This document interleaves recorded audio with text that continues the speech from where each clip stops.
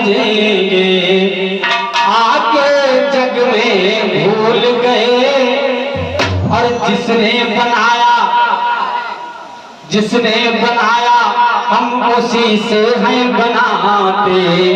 आज बहाने नए नए, जिसने हम आपको बनाया आज उसी से हम आप बहाने करते हैं। अरे 7 दिन की कथा 13 दिन की कथा है, चलो एक ना एक दिन चले जाएंगे, अभी तो काफी समय पड़ा है। लेकिन याद रखना, समय किसी के साथ नहीं चलता, समय के साथ में जो चलता चला जाता है, समय को उसी व्यक्ति की कदर होती है। कहते हैं कि जिसने बनाया हम उसी से हैं बनाते। रोज बहाने नए नए, और सुख की बात कभी ना करते। दुख ही दुख है गिनाते। जब तक सुख रहता है तब तक माता रानी की याद नहीं आती, और जब भैया दुख आ गया तो भगवान की याद आ गई। अरे ये क्या हो गया, भगवान ने ये क्या कर दिया। ये सब कर्मों की पूंजी है कि जिसने बनाया हम उसी से हैं बनाते। रोज बहाने नए नए, और सुख की बात कभी ना करते। और दुख ही दुख है गिनाते, और फिर मंगाते नहीं शर्माते। अरे वहरे क्या इंसान है, बुझाना नहीं है भैया। और जान करके भी तू पक्का बेईमान है।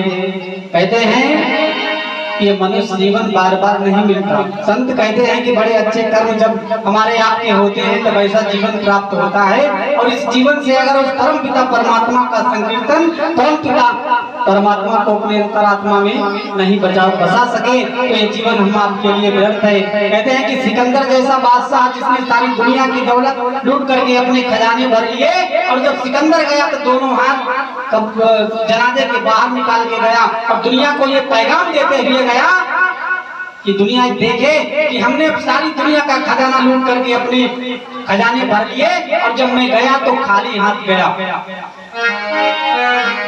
कहने का भाव है, और वैसे तो भैया आजकल जमाना ही उल्टा हो गया।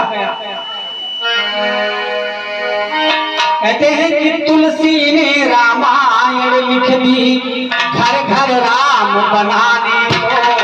तुलसी बाबा ने रामायण क्यों लिखी, महाभारत जैसे ग्रंथ वेद व्यास जी ने क्यों लिखे, हम आपको दे दिए। किसी ने विचार ही नहीं किया आज तक।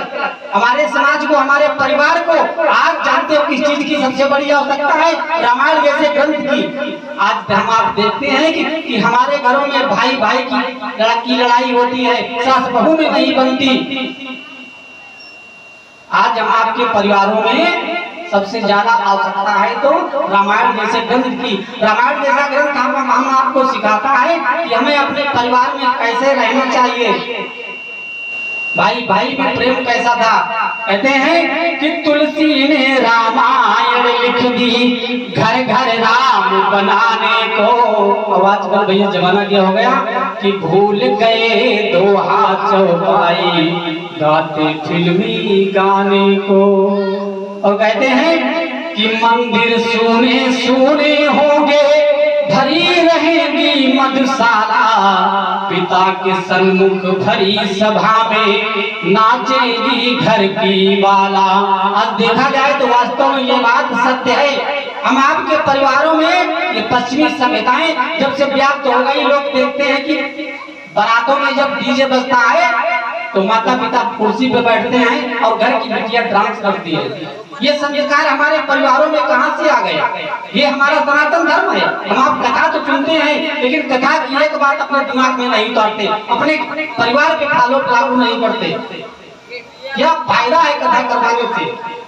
अगर हमारे अंदर संस्कार नहीं आए तो ऐसी कथा में पैसा मत खर्च कीजिए। संत कहते हैं और हमारे महापुरुषों ने भी कहा कि संस्कार जैसी चीज अगर हमारे देश से, हमारे परिवारों से चली जाएगी तो क्या रह जाएगा।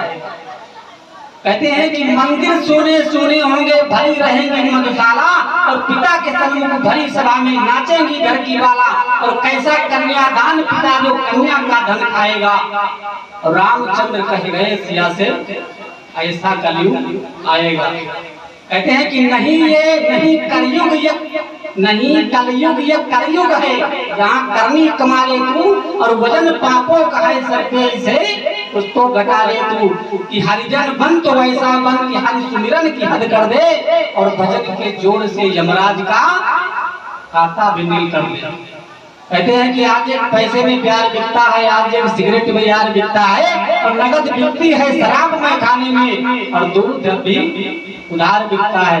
शराब के ठेके पे चले जाओ भैया, 2 रुपए कम होंगे तो सब ठेके वाला शराब नहीं देगा, लेकिन दूध महीनों उधार बिकता है, उसके बाद में पेमेंट होता है, जहाँ से हमें कुछ अच्छी चीज प्राप्त होती है।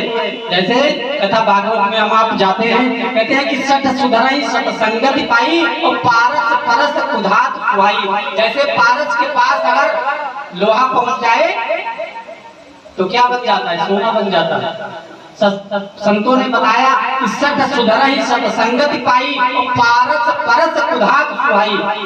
अगर पारस के पास लोहा पहुंच जाए तो वो लोहा नहीं रह जाता, सोना बन जाता है। उसी प्रकार से सत्संग के भगवान के संकीर्तन भगवान की कथा के विषय में संतों ने बताया कि अगर बुरा से बुरा व्यक्ति सत्संग कथा में पहुंच गया, अगर एक बात उसने अपने जीवन में उतार ली तो उसका जीवन धन्य हो गया।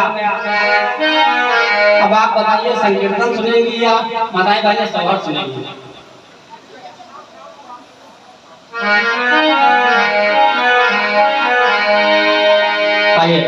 एक छोटा सा शो है, उसके बाद